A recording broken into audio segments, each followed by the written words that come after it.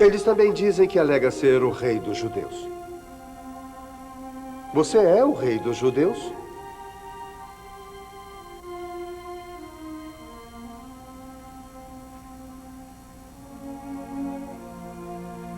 Se meu reino fosse deste mundo, meus seguidores não me deixariam ser capturado. Oh, você mencionou um reino?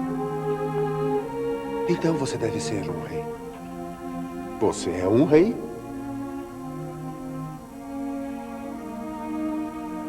Eu sou.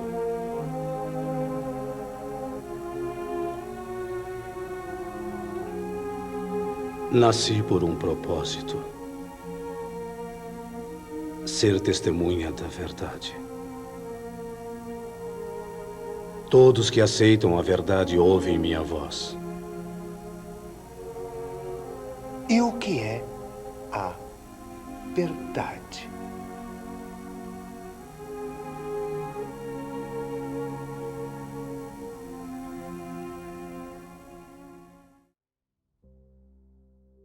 É muito interessante o fato de que, nos dias de hoje, a resposta para as perguntas mais simples do dia a dia, tipo, se criminosos merecem ser punidos, quantos gêneros existem, como tornar um país mais seguro, todas essas perguntas são respondidas de 1000 maneiras diferentes. Isso porque estamos na era dos relativismos.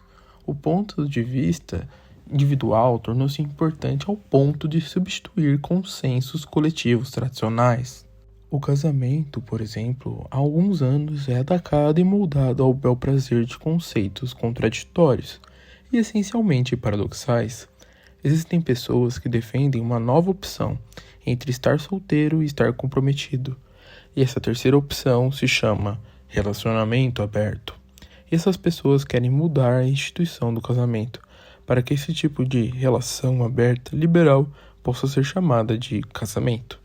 Movimentos progressistas defendem mudar o sentido de todas as instituições tradicionais das sociedades influenciadas pelo cristianismo. Isso não começou da noite para o dia. Desde a década de 60, uma palavra que domina as ciências sociais modernas tornou-se bem popular, e ela se chama desconstrutivismo. É muito estranho essa palavra ser tão valorizada pelos estudiosos de nossa época, já que o sentido dela já indica que é algo ruim. Desconstruir, derrubar algo firme, bem fundamentado, e trocar esse conceito opressor e arcaico pelo quê? Pela confusão, pela mentira. Para todas as perguntas do mundo, mesmo as mais complexas, sempre há uma resposta correta. E Cristo tem certeza disso.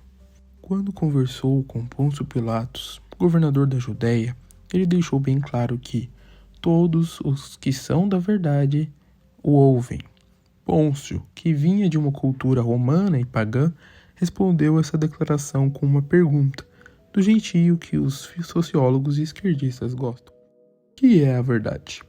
De frente para o próprio Deus encarnado, Pôncio deu uma resposta aparentemente sábia, mas que na verdade foi totalmente tola.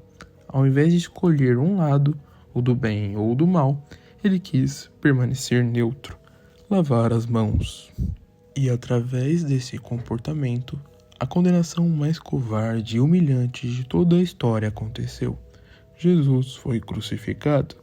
A tradição da igreja primitiva, por meio de Eusébio de Cesareia, historiador da igreja antiga e também escriba do imperador Constantino, diz que Pôncio foi rebaixado, exilado e se suicidou. A questão é que, como romano, dominado pelas filosofias e correntes de pensamentos antagônicos, dava para entender por que Pôncio pensava dessa forma. Os estoicos e os hedonistas, por exemplo. Um lado defendia o desapego dos sentimentos e emoções carnais, de forma que essas coisas não deveriam dominar o homem, enquanto que a outra corrente defendia justamente o contrário, de que os prazeres do corpo devem ser exaltados e até idolatrados. E hoje em dia, o hedonismo está mais vivo do que nunca. Embora sejamos desenvolvidos, graças ao progresso científico, a alma das pessoas é constantemente dominada pelas vontades da carne. Diversos movimentos defendem a palavra orgulho, por exemplo, como um slogan bonito e ressignificaram o conceito original desse termo. Uma pessoa orgulhosa, no contexto bíblico, é alguém arrogante, prepotente, que se auto-idolatra e se vê como um deus. Nabucodonosor, rei da Babilônia, pensava desse jeito. Ele acreditava que era invencível e detinha todo o poder sobre toda a terra.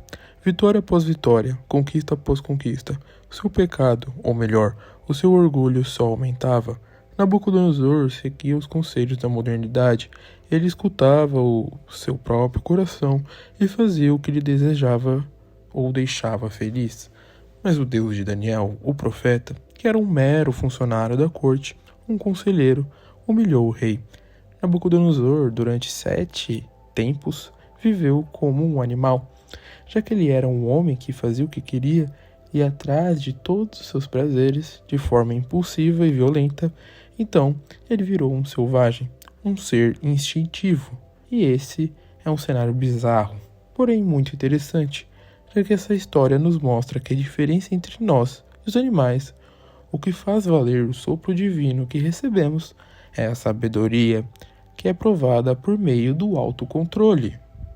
O autocontrole serve para entendermos que nem sempre, ou melhor, na maioria das vezes, o que desejamos, o que queremos, não é o certo.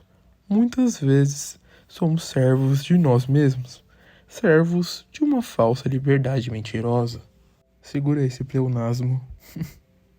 Em Cristo encontramos a verdade, e quando a conhecemos, ela nos liberta. É bem comum na internet e filmes, vemos pessoas dizendo que o mundo não é simples, não é preto e branco, mas quando o assunto é certo ou errado, as coisas são bem diretas e absolutas. A moralidade bíblica não tem rodeios, não tem mimimi e não tem um discurso carinhoso e ambíguo.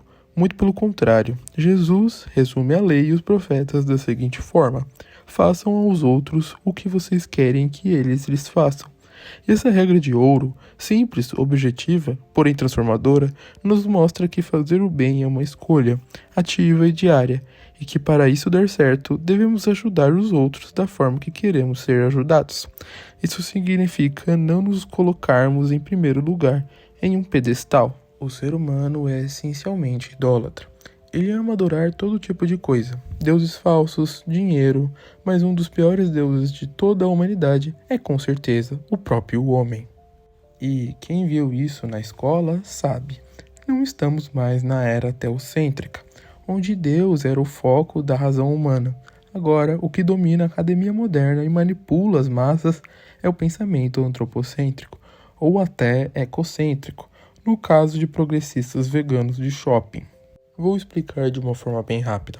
O antropocentrismo coloca o homem no centro do universo, no centro da sociedade, no centro da ciência, no centro de tudo. E afirma que, desculpem pela blasfêmia, o homem define Deus, e não o contrário.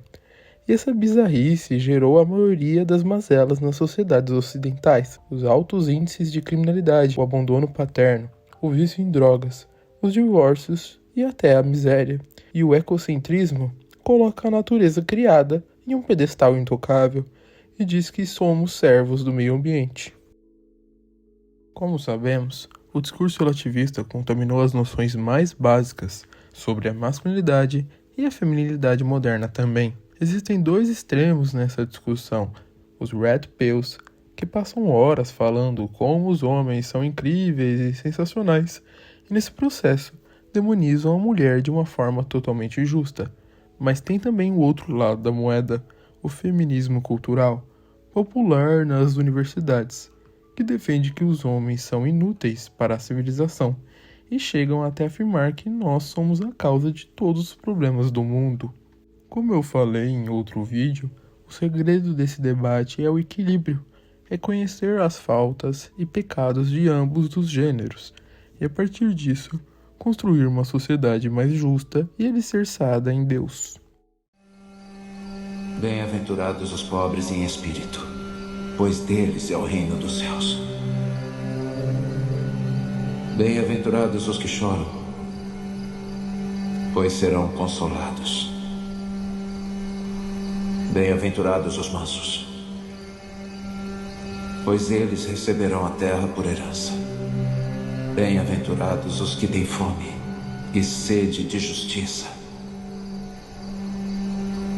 pois serão satisfeitos.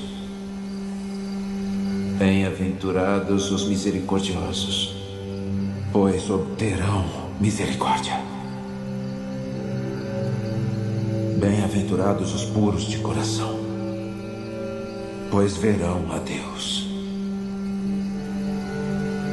Bem-aventurados os pacificadores, pois serão chamados filhos de Deus. Bem-aventurados os perseguidos por causa da justiça,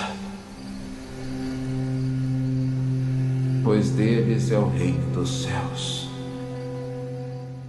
Está na hora de tirarmos o homem ou a natureza do centro das discussões. Temos que voltar a nos preocupar com as virtudes corretas, defendidas pela palavra. Deus abençoe a todos e até o próximo vídeo.